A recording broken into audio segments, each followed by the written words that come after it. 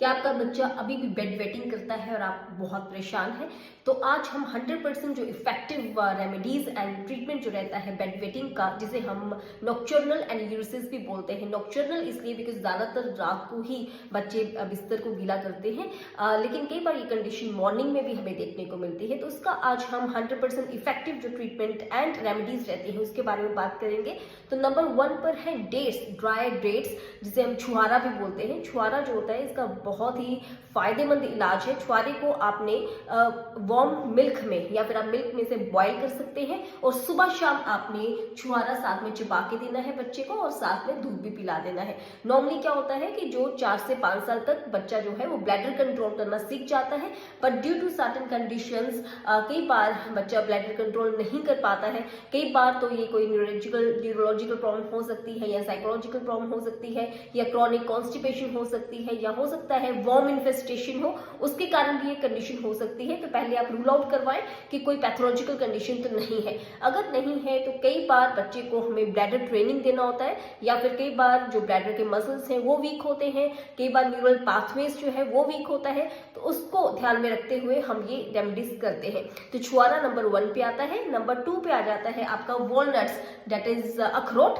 अखरोट आपने एक अखरोट रात को डिप कर देना है पानी में, साथ में आपने रेजिन्स या तो आप मुनक्का ले सकते हैं या फिर जो सौंगी होती है वो ले सकते हैं, और उसको आपने रात को डिप कर देना है। 4 से 5 दाने जो रहेंगे किशमिश के और साथ में एक वॉलनट आपने डिप कर देना और सुबह खाली पेट वो बच्चे को देना है। ये भी बहुत इफेक्टिव ट्रीटमेंट रहता है आपके नॉक्चर्नल एन्यूरिसिस में या फिर बेड वेटिंग में।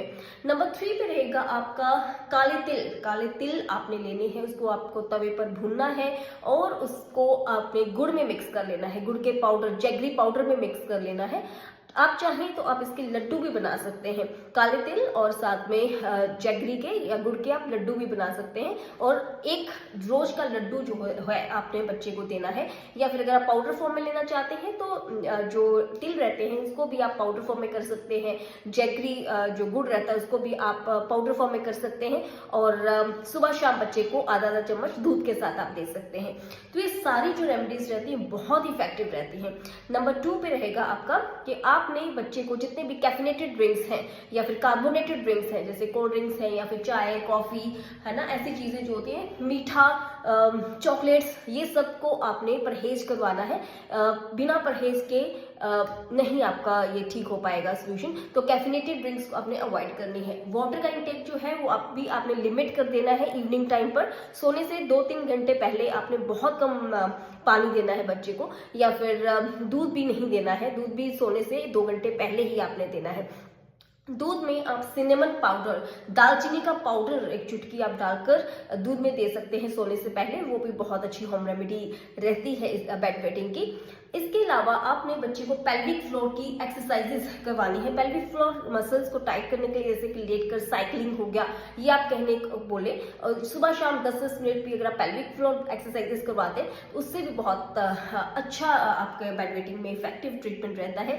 साथ में आपने लोअर एब्डोमेन पर मसाज करनी है कैस्टर ऑयल की या फिर तिल के तेल की या फिर आयुर्वेदा के महानरायण ऑयल की आपने लोअर एब्डोमेन पर मसाज करनी है, जिससे कि ब्लैडर के मसल्स जो है वो स्ट्रेंथन हो जाते हैं और इससे भी बेड वेटिंग में बहुत अच्छा रिलीफ मिलता है। एंड आपने हॉट सिट्स बाथ बच्चे को लेने को कहना है, टब में पानी गर्म करके उसमें 10-10 मिनट सुबह और शाम बैठना है। ये भी आपके पेल्विक फ्लोर के जो मसल्स होते हैं उसको स्ट्रेंथन करने में हेल्पफुल होता है।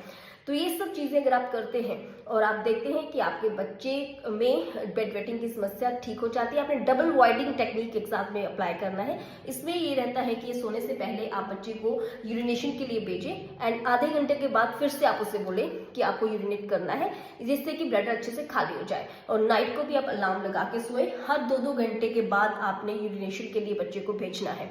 तो ये सबसे काफी हद तक आपकी जो समस्या है वो ठीक हो जाती है। लेकिन फिर भी अगर कोई इश्यू रहता है तो आयुर्वेदा इज देयर।